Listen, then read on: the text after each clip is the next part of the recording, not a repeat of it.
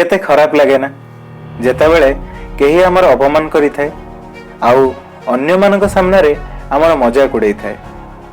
आज मु आपण मानकु गौतम बुद्धंकर जीवन उपरे गोटे छोट कहानी सुनैबी।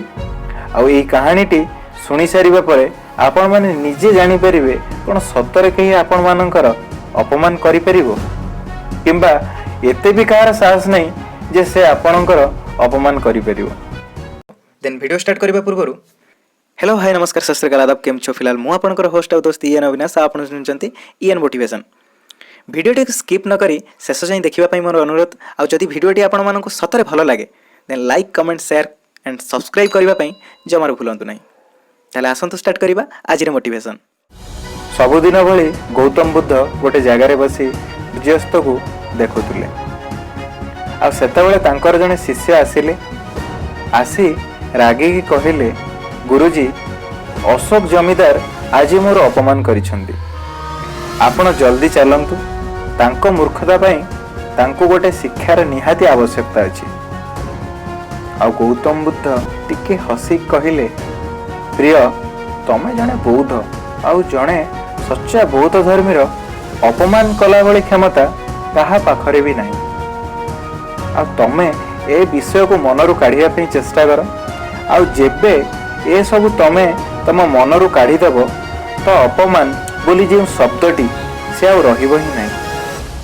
किंतु शिष्य जनक कहिले गुरुजी से मूर्ख आपण को नारे भी एणु तेणु कथा कहिछि आपण को जीवा को ही पड़िबो।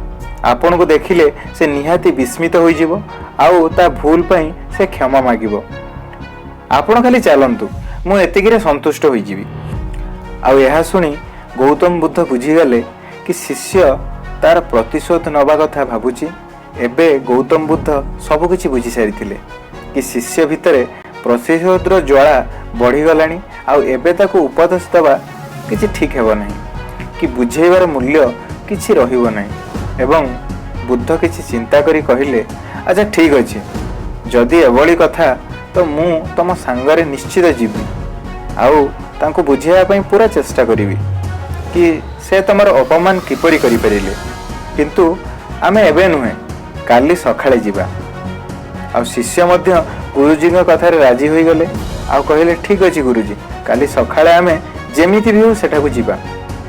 सखाळे हला आउ कथा जेपरि आसीबा जीवा परि होई गला। शिष्य निजे काम रे लागि गले आ गौतम बुद्ध मध्य निजे ध्यान रे।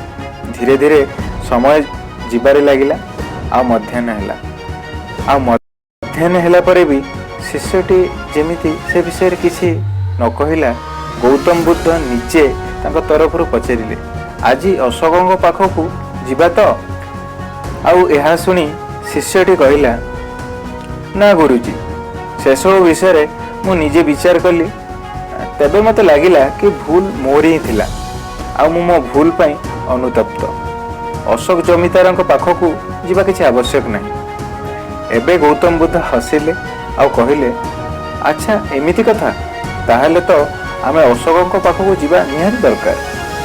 शिष्यटी कहिला किंतु काहेकि गुरुजी। गुरुजी कहिले एबे जेतेबेले तमे तम भूल मानि नेउछ तो तम भूल पई तमे क्षमा मागिबा भी दरकार ना। बंधुगण एही कहानीटी रे एमिति किछि हेइछि जेउथिरे आमे टिके ध्यान देबा दरकार। प्रथम कथा जेतेबेले शिष्यटी गुरुଙ୍କ पाखरे अभियोग करे आउ कुहे कि तार अपमान होइछि तो बुद्ध ताको कोन कहिले। बुद्ध एया कहिथिले कि जणे सच्चा बौद्ध धर्मी को अपमान कला वाली क्षमता कहा पाखरे नाही। एहार माने एया जे आपण जेमिति सेमिति निज ऊपर पक्का भरोसा रखंतु कि आपण ठारू भल भी कहीं नाहंती। आपणठू जदि कहीं भल ही नाहंती तो आपण को अपमान किए केमिति करि परिबो। आउ गोटे कथा केबे भी जदि आपण को एमिति लागे कि आपण को कहीं अपमान आ परिहास करूछि बोली तो ताकू किछि समय दियो। जेमिति गौतम बुद्ध तांको शिष्य को कहिथिले आमे आज नुहे काली सकाळे जीवा। शिष्य को पूरा राति से कथा को परखिबा को समय मिलिगला।